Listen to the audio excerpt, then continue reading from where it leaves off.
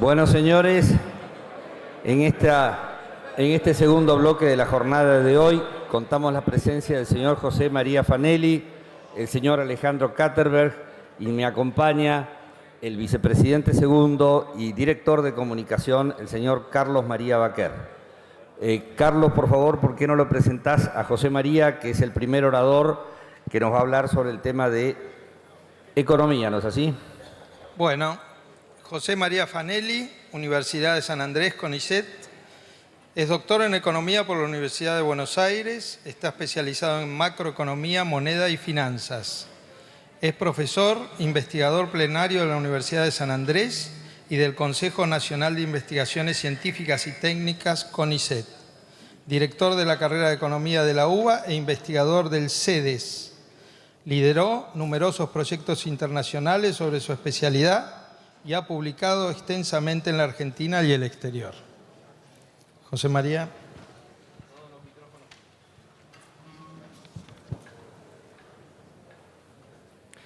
Bueno, muchas gracias. Muchas gracias por la invitación a compartir con ustedes esta reunión. Es un placer, ya estuve otras veces y siempre es un placer. Noté que llevamos un cierto retraso, lo cual no habla mucho de la valentía de ustedes, porque no querían venir a escuchar lo que voy a decir. Okay. Yo lo que pienso hacer es lo que dice el título, hablarle de las raíces de los problemas. A mí no me gusta hablar solo de la coyuntura porque queda como en el aire lo que estamos hablando. Entonces quiero hablar de 2 o 3 problemas que tenemos, que son muy importantes y que son, la verdad, para este gobierno, pero el gobierno que venga, o sea, son los problemas básicos que tenemos hoy. Y después de eso, sí, vamos a la coyuntura y voy a terminar hablando de las perspectivas, los escenarios que pueda haber, etcétera, etcétera. Muy bien, entonces, como dije antes, quiero empezar con 2 problemas que son para mí los fundamentales. El primero es el estancamiento. Esto a veces lo perdemos de vista, pero la economía hace 7 años que no crece. ¿Cierto? Si ustedes miran lo que pasó al PBI de la Argentina, ahí lo tienen, 7 años sin crecer. Entonces, ¿qué ocurre? Que una economía que no crece durante 7 años es una economía que técnicamente está estancada, ¿cierto? Tiene un problema importante y además abarca 2 gobiernos, o sea que uno si quiere lo puede ver muy ideológicamente, pero al final del día no hay crecimiento. Y lo que está al final es la proyección que está en el stand-by del Fondo Monetario Internacional. O sea, el fondo dice, si hacen todo bien, van a crecer a esa tasa. Pero piensen que después de este año es el número 8. ¿tá? Entonces, ¿qué pasa? Que la población económicamente activa crece de tipo 1% por año. Llevamos 8 años sin crecer, estuvimos juntando un stock de personas sin trabajo como la gente y vamos a pasar a crecer al 2%. Entonces, me parece que vamos a tener que hacer algo para que esta economía arranque, ¿cierto? Entonces, para mí el problema número 1 que tiene esta economía es que no crece. Problema número 2, la inestabilidad de largo plazo. Nosotros, de nuevo, llevamos varios años con esta cuestión, ¿cierto?, de inflación y stop and go. Esta parte la vivimos todos los días, así que me la voy a pasar rápido. Por suerte, la inflación está rondando el 4%, pero por suerte la última que tenemos es un poquito más baja, que lo necesitamos realmente porque el problema de la incertidumbre es importante. Y el otro problema de inestabilidad macro de corto plazo es que tenemos ahí ese fenómeno que se llama el fenómeno de stop and go, por razones obvias, ¿cierto? Crecemos un año, pum, vamos para abajo, crecemos un año, vamos para abajo, y eso es terrible. Ustedes son productores, no tengo que abundar mucho, ¿cierto? Que en una economía que un año te dice voy para arriba, el otro año dice no, en realidad voy para abajo, muy difícil tomar decisiones, y sobre todo las más importantes que son las decisiones de inversión. Estos 2 problemas son los que tenemos que solucionar primero, y desde mi modestísimo punto de vista, no hay que enfrentar estos problemas con los libros de texto de otros lugares, porque esta economía es diferente. Y no es que, yo les voy a mostrar por qué es diferente, No es que digo, ay, soy diferente, entonces a mí no me van los remedios de los demás. No, somos diferentes. Entonces, por ejemplo, creo que un problema que tuvo el gobierno es que pensó que la inflación se derrota fácil. No, no se derrota fácil. El sentido común nos dice, si yo agarro todos los países del mundo y somos uno de los pocos que tiene inflación, debe ser re difícil, ¿cierto? Y entonces es importante empezar así. Les digo más, si yo fuera ministro de Economía y me sale algo bien, estaría re sorprendido. ¿Está? Porque es muy difícil. Y si esa es la actitud, por ahí nos va mejor.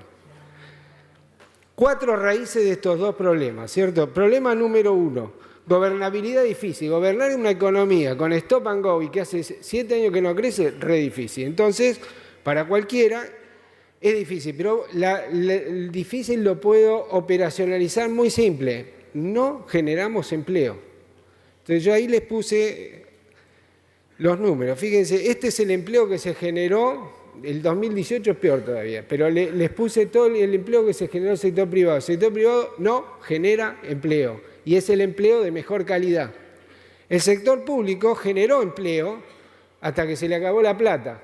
Entonces ahora el sector público no tiene plata para generar empleo y el sector privado no lo genera por el nivel de incertidumbre en el cual vivimos. Pero una sociedad que no genera empleo, donde el empleo es la forma de integrarse, en el empleo se absorben valores, en el empleo uno piensa que le va a ir mejor en la vida a partir de un empleo, ¿cierto? Y eso hay mucha gente que en la Argentina no lo tiene, por eso es muy difícil gobernarla. Segundo problema, más gasto público. Esto es una revolución. Miren, el gasto público en una década prácticamente creció casi 17 puntos del PBI. Por ejemplo, si yo soy de izquierda y quiero hacer esto, digo, me voy a recontra preparar porque voy a hacer una revolución de izquierda. Nadie se preparó para eso. Soy de derecha, digo, ups, tengo un problema. Con este gasto público nadie va a invertir. ¿Por qué? Porque si tengo un gasto público alto, es evidente que tengo que tener presión tributaria alta y o déficit alto. Como ahora el déficit alto nos dijeron, miren, para usted no hay más plata, entonces quedó la presión tributaria alta. Para no deprimirnos, no le voy a hablar mucho de presión tributaria a usted, así que continuamos. Pero claramente este no es un problemita, ¿entienden? No les estoy diciendo, uy, el gobierno anterior no me gusta porque subió la presión tributaria 1% del PBI. La subió 17%. Y además la subió de una manera que es terrible porque los gastos públicos, uno puede decir, ah, bueno, subí el gasto público por la elección, ahora después lo bajo. No, subí gasto público de asignación por hijo, aumenté gasto público por jubilaciones y esos son derechos. La gente los percibe como derechos, entonces es muy difícil bajarlo. Entonces, ¿se puede bajar el gasto público? Sí, pero es re difícil, ¿entiendes? Ahí aplico mi teoría de que no hay que ir pensando que es fácil. Yo llego con la tijera y corto. Quiero saber, hagan introspección, ¿cuál de ustedes se anima a salir a la tele y decir que a nuestros abuelitos les vamos a cortar la jubilación?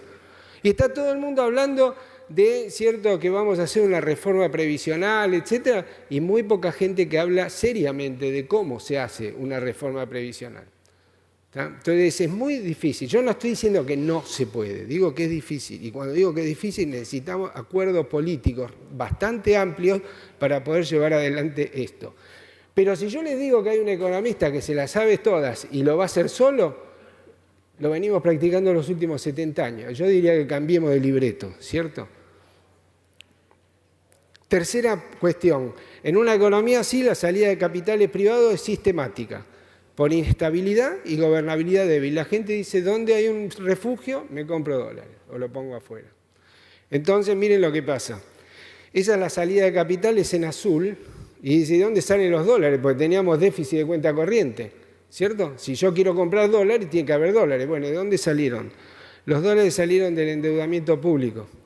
El gobierno se endeudaba, traía los dólares, los cambiaba a pesos, le pagaba a la maestra.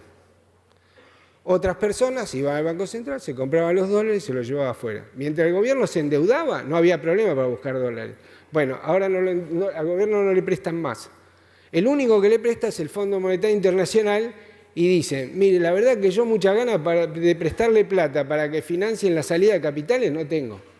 Por eso no nos dejan, nos obligan a intervenir, quieren que flotemos, ¿no? Que pongamos el tipo de cambio fijo. Todo eso tiene que ver con una sola cosa. No quieren poner 50.000 millones de dólares para que lo gastemos en 15 días. Que de hecho estaba pasando porque con el anterior presidente del Banco Central intervino y buena parte de lo que entró al principio se fue rápidamente. Yo no tengo nada con que la gente compre dólares, pero que lo compre al precio que vale. ¿Está bien? No que me endeudo a nuestros hijos y a nuestros nietos para que la gente pueda comprar dólares. Eso está mal éticamente, antes que nada. Y de hecho pasa.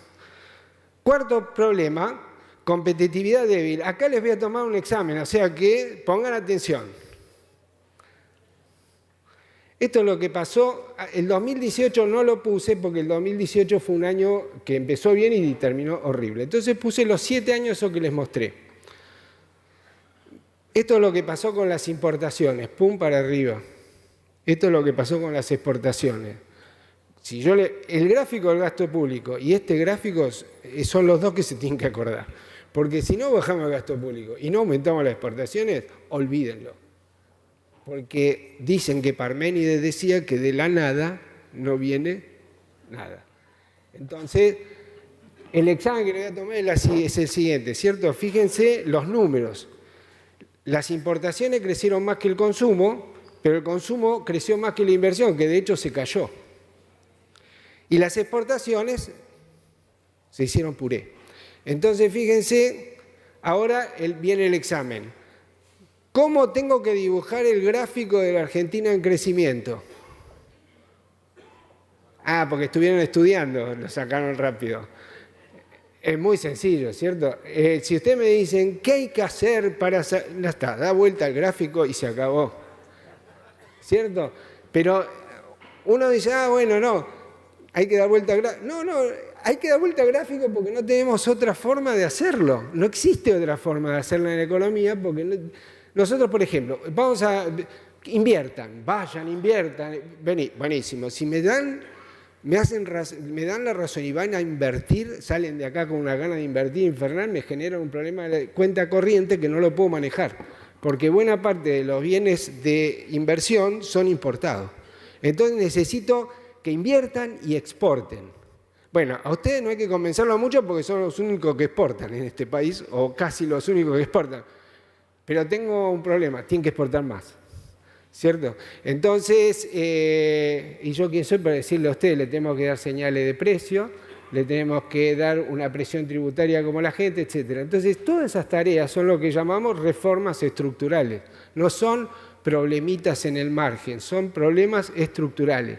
Pero al final del día, si no te dio el gráfico al revés, no estás yendo a ningún lado. Después les voy a mostrar, si tengo tiempo, qué dice el fondo. Ok. Estos yo creo que son los problemas, la raíz de los problemas. ¿Qué tenemos que hacer para manejar la coyuntura? O, mejor, salir de esto. El dilema del 2018 para Macri era re simple. El mismo dilema que tienen todos los gobiernos que ven que viene la reelección. Estabilizar, reducir los déficits gemelos, que es lo que hay que hacer, para bajar el déficit fiscal y de cuenta corriente y empezar a dar vuelta el gráfico. O fortalecerse electoralmente, subir el salario real, el gasto y el consumo. Hasta marzo del 2018 iba ganando la segunda. Y en marzo del 2018 hubo un golpe fuerte contra la pared, salieron mareados así y dijeron, bueno, ganó la estabilización y hubo que estabilizar. Yo lo dije un poco en chiste, pero la verdad es que este gobierno tiene un mérito. Y es que está estabilizando en un año electoral. Y no está haciendo locuras. Entonces todo el mundo se queja, pero la verdad es que es un avance. Tenemos 2 avances con este gobierno que son fundamentales. Lo que pasa es que no convencen a nadie para que lo voten, pero es fundamental. A, están terminando el mandato y no son peronistas. Eso es nuevo. ¿Cierto? B, están estabilizando en un año electoral. Puede ser que pierdan. Pero si pierden y dejan la economía mejor de lo que se la dejó Cristina a Macri, hicimos un avance. Digo, si alguno de ustedes es de pro, estará triste, pero bueno, miremoslo como argentinos.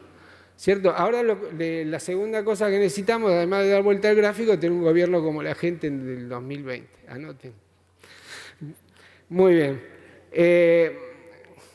Estas consecuencias tienen las negativas, están todas en la tele.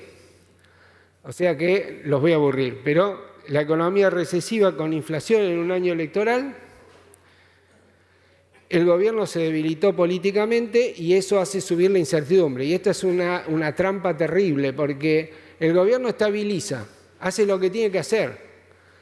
Y como hace lo que tiene que hacer, va a perder la elección. Y como va a perder la elección, no sé si va a perder, quiero decir, los mercados dicen, uy, va a perder la elección, como pierde la elección, sube la incertidumbre. Y como sube la incertidumbre, tengo que ajustar más, etcétera, ¿cierto? Entonces es una trampa bastante compleja. No es que el gobierno no pueda hacer nada, simplemente que es complejo. Entonces, estas son las dos cosas negativas, pero hay cosas positivas y muy positivas. Cosa positiva, número 1, mejora los déficits gemelos. Está bajando el déficit fiscal y está bajando el déficit de cuenta corriente. Está bajando a los palazos. Por eso después, en el 2020, habría que empezar a dar vuelta al gráfico. Pero si tenemos déficit fiscal y de cuenta corriente, no tenemos ningún terreno seguro donde apoyar los pies para empezar a hacer las tareas estructurales. Esto viene antes. Por eso le digo que es un mérito. Si se va el gobierno y deja déficits gemelos más chicos, la historia se lo va a reconocer. A nadie le importa la historia cuando es político, pero bueno, yo lo tengo que decir. Corrección de precios relativos. En 2015 teníamos una distorsión de precios relativos brutal. Teníamos atraso cambiario y atraso tarifario. Y esas dos cosas están corregidas. Todavía, como la economía es muy inestable, por ahí me ven por la calle dentro de 6 meses y me dicen, pero los precios relativos no estaban tan corregidos. Bueno, si empiezan a atrasar la tarifa de nuevo, o el dólar se atrasa, ¿cierto?, etcétera, porque convencemos al fondo de que pueden intervenir y entonces, bueno, es otra cosa. Pero hoy por hoy se ha hecho un esfuerzo enorme de toda la población y hemos bajado la distorsión de precios relativos y eso tiene un valor enorme. Ya pagamos con inflación porque no se hizo bien, etcétera. Ahora no quiero hacer mucha historia, pero se hizo, está. Teníamos 5 puntos del PBI, de esos 16, 5 prácticamente eran subsidios a las tarifas.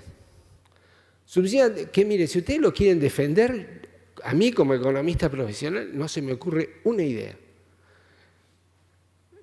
Subsidian a los pobres y a los ricos igual, porque bajan el precio de la nafta y todo el mundo consume más. Y los ricos consumen más que los pobres, porque eso es la parte divertida de ser rico, poder consumir más. Entonces, te subsidio más. Ok, me subsidias más, gastás más plata, no podés gastar plata en lo que tenés que gastar, en infraestructuras, en escuelas, y un montón de cosas. On top of that, acabamos de firmar el Pacto de París, ¿cierto? Y dijimos que íbamos a bajar las emisiones de carbono. Y subsidiamos los fósiles, la energía fósil, medio como que es contradictorio. O sea que si ustedes lo ven, dicen, ¿hay alguna política que es win-win en la Argentina? Sí, esa. Y esa se hizo. Entonces, esas cosas son importantes. No es que a mí me agarró un ataque, porque si me pusiera a hacer una evaluación de cómo lo hizo el gobierno, yo no estoy de acuerdo con muchas cosas que se hicieron, pero está hecho. Y eso tiene un cierto mérito. Muy bien. Más chance futura de crecimiento sostenido y entonces, ¿qué puede pasar? Porque estamos en una situación compleja. Entonces, veamos la coyuntura y lo que puede pasar después. La coyuntura tiene efecto positivo y negativo, como les dije. Los negativos, acá tuve que resumir, ¿cierto? Recesión, volatilidad, inflación. La turbulencia cambiaria que tiene dos factores que aparte, yo no sé por qué, la suerte a nosotros nos viene toda junta y se nos va toda junta, ¿cierto? Y ahora como que se fue toda junta.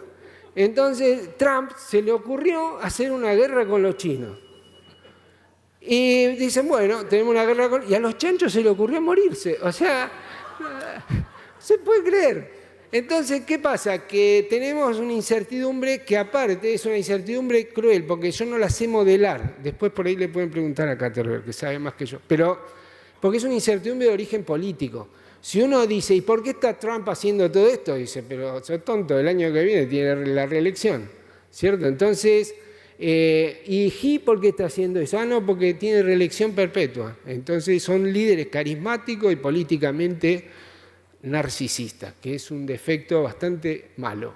Entonces, ¿qué pasa? Es difícil saber lo que van a hacer, si va a haber una guerra o no va a haber una guerra. Entonces ya importamos incertidumbre política de afuera. Si ustedes miran los números del fondo en su última reunión de primavera, todos los números lo corrigió para abajo de la economía internacional. Y por otro lado, el volumen de exportaciones por la guerra comercial, etcétera, también está cayendo. Y todo esto son malas noticias para nosotros. No son noticias terribles, pero todo el mundo dice, no son terribles, pero si la guerra sigue, se va a complicar como una guerra de monedas, no solamente una guerra una guerra comercial. ¿Por qué? Porque los chinos dicen, ¿qué? ¿Me pusiste 10% de arancel? No hay ningún problema. Devalúo. Y si devalúo, todos mis productos se hacen más bajos. Y entonces los que tengan el euro, la libra esterlina, dicen, yo devalúo también, porque si no pierdo competitividad, guerra de moneda. Eso en la década de los 30 fue terrible, terminal. Estamos lejos de eso. Uno de los méritos del G20 fue parar la guerra de moneda después del 2008-2009. ¿Cierto? Bueno, ahora necesitamos que alguien la pare también, porque es complicado. Todavía estamos en los inicios de eso. La turbulencia cambiaria, la empujada por la incertidumbre externa y la política doméstica, por lo que dije antes, esto lo vimos todos los días, llevó el tipo de cambio para arriba, todavía el tipo de cambio está dentro de la banda de flotación, y lo que hizo el gobierno es cambiar unas 17 veces las reglas de política. Entonces acá empiezo a aplicar lo que yo les dije antes. ¿Qué enseño yo en la universidad? Re fácil. El Banco Central tiene que ser creíble y las reglas tienen que ser estables. Sin instituciones y sin credibilidad no hay buena política monetaria y por lo tanto la inflación se complica. Punto y coma. ¿Qué les dije? Ustedes lo que tendrían que hacer es estar sanos. Pero estoy enfermo, decime cómo llego, de enfermo a sano, ¿entiendes? O sea, nunca respetamos ninguna regla y ahora vamos a empezar a respetarla, no te creo.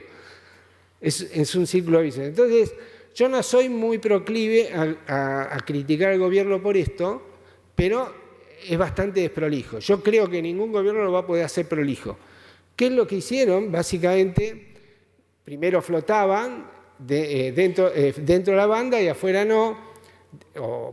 Si explico eso se va a ir mucho tiempo, pero la cuestión es que ahora la banda de arriba, ¿cierto? No flota, no se corrige por la tasa que se corregía antes, que era 1 y pico, y se quedó fija. Entonces, si el dólar llega a 51 y pico, 51,40, ahí el Banco Central puede intervenir. Sinceramente, yo creo que si el tipo de cambio llega ahí, van a tener que cambiar la regla de nuevo, por una cuestión simple, porque si tenés un dólar de 51, la inflación se va a acelerar. Y en el mismo momento salís a intervenir, que puede intervenir 250 millones de dólares por día. Entonces, ¿qué pasa? Voy al mercado, coloco dólares, porque la gente me pide dólares, y me llevo los pesos. Y me estoy llevando los pesos cuando se acelera la inflación. El crédito va a costar 500%. Entonces es muy difícil manejar la economía si llega allá. Por ahora se las arreglaron para estar ahí en el medio. Lo mejor sería o tener un tipo de cambio fijo o tener un tipo de cambio flexible. Bueno, nosotros tenemos un tipo de cambio que necesito 20 minutos para explicarle cómo es. Eso no es muy recomendable, pero lo que pasa es que venimos de nuevo, de situaciones de riesgo muy fuertes. Yo creo que acá lo importante es saber a dónde quiero ir, más que cómo voy. ¿Cierto? El cómo es bastante complejo. Muy bien. Está todo bien, pero el riesgo país es altísimo. Y es altísimo por las dos razones, por la cuestión externa y por la cuestión doméstica. ¿Cómo me doy cuenta que lo externo influye? Fíjense, ese es el riesgo país, a donde puse el redondel recién, es el riesgo país que teníamos en 2008, ¿cierto? Cuando se produjo la crisis. Bueno, ahora es mucho más alto y no estamos peor que en ese momento. Como ustedes saben, el año pasado, ¿cierto? El crecimiento fue muy malo, o sea que la consecuencia de esto es que la economía entró en recesión. Sinceramente, yo no sé explicar por qué en enero y en febrero se calmó todo. Porque dice, no, si nos fuimos de vacaciones, sí, nosotros, pero los de afuera no se van de vacaciones. Entonces, ¿por qué calmó? Nadie sabe bien por qué. Parecía que todo iba a andar fenómeno. Marzo, abril fue muy cruel con nosotros. Dio mal lo que se conoció en abril sobre industria, ¿cierto? Y sobre ¿cómo es el EMAE? El nivel de actividad también. Entonces ahora, digamos, por ejemplo, si comparan, que acá hay un problema, los economistas miramos el desestacionalizado, quiere decir qué pasó este mes contra el anterior, para ver si estoy saliendo o no. Pero la gente mira el del año pasado, o sea, desestacionaliza mirando cómo estoy hoy en relación al año pasado. Entonces yo vengo como economista y digo, uy, qué bien, estamos saliendo de la recesión porque dio la vueltita. Y el que va a la verdulería me dice, sí, pero yo estoy 13% abajo de lo que estaba el año pasado. ¿Me explico? Entonces eso es bien difícil de manejar políticamente, esa parte de la salida del ciclo, que es donde está el gobierno ahora. Lo que espera el REM, que son las expectativas que recopila el Banco Central, es que el PBI caiga 1% este año. Entonces, pero hay efectos positivos de todo esto. ¿Cierto? Uno, muy importante, ya se los dije, la evolución de los precios relativos, ¿cierto? Logramos aumentar las tarifas y aumentar el tipo de cambio real y eso es recontra importante. La segunda cuestión, la evolución de, por ejemplo, fíjense, para que tengan una idea de la importancia de lo del tipo de cambio real, ustedes están pagando retenciones, ¿cierto? Y se cayó el precio de la soja. Si el tipo de cambio fuera el de diciembre del 2017 te quiero ver. Entonces, el tipo de cambio real me da un cierto colchón para proteger mínimamente la competitividad de la economía. Entonces, los gastos fiscales cayeron fuertemente, o sea, tenemos inflación del orden de arriba del 50%, los gastos fiscales están creciendo 40%, o sea que el gobierno está haciendo ajustes. Buena parte de esto es gracias a la corrección de tarifa. El problema es que la recesión, en el primer trimestre, por ejemplo, que es lo que les puse ahí, también se come los impuestos fiscales, pero se la están arreglando de alguna manera, básicamente bajando la inversión pública para cumplir con la meta del fondo. Hoy salió, por ejemplo, la información del superávit fiscal y tenemos superávit fiscal primario. Es recontra importante eso, realmente. Para ganar elecciones es lo peor que pueden hacer, pero desde el punto de vista de poner la base para poder crecer en algún momento es lo que hay que hacer. Y esto, que también es muy agradable de ver, fíjense que tenemos superávit comercial. Con el superávit comercial se pagan los intereses de la deuda, y entonces si no tenemos superávit comercial estamos muy complicados. Y esto, por supuesto, hace ya varios meses que tenemos superávit comercial. Acá ahora viene el gráfico que más me gusta y lo que más me dio a mí para discutir con la gente del gobierno, que no sé por qué no hicieron algo en el momento que tenían que hacerlo, pero es este. Turismo, ¿cierto? Gastamos mucha más plata en turismo que en cosas fundamentales que tienen que ver con la inversión, etcétera, etcétera, ¿cierto? Entonces, como el dólar está un poco atrasado, turismo se llevó como 10 o 12 mil millones de dólares de desequilibrio en la cuenta corriente. Entonces, eso lo estamos corrigiendo fuertemente y además está aumentando el turismo que viene a la Argentina. Yo a esto, perdón, voy a usar una metáfora justo para aquí. Yo creo que esta vaca nos tiene que dar mucha leche. O sea, porque no estamos explotando turismo y las variables van para ese lado. Entonces, yo creo que acá hay mucho para hacer porque es una de las cosas que podemos hacer y bien. Y esto también es muy agradable de ver que son los gastos con tarjeta, ¿no? Cayeron también los gastos que hace la gente con tarjeta, porque no los podíamos pagar. Muy bien. La estrategia preelectoral del gobierno, básicamente ya se las dije, es haber fijado la banda de arriba para darle más seguridad para que la gente no vaya a comprar dólares, dando más seguridad de la expectativa de cuánto va a costar el dólar, y por otro lado dar algunos créditos para jubilados, etcétera, etcétera, que es la parte, digamos, que tratan de parar un poco lo que está pasando con el ciclo. Lo mismo pasa con precios esenciales. Sinceramente, todo eso no mueve el amperímetro ni para un lado ni para otro, pero creo que tienen la cuestión política de decirle a la gente, me estoy ocupando, estoy haciendo algo. Y eso creo que es bastante importante. Y también otra cosa que están haciendo y que, bueno, hacen lo que les viene, que es manejar los vencimientos de deuda, ¿cierto? Si ustedes miran los diarios ahora, salió tienen que hacerse una lista de, ¿cierto? Ahora salió la LELINK, que no es lo mismo que la LELIC, y pasado mañana saldrá la LELIL. ¿Por qué? Porque hay que tratar de renegociar la deuda y que la gente no se vaya de lo que necesito de la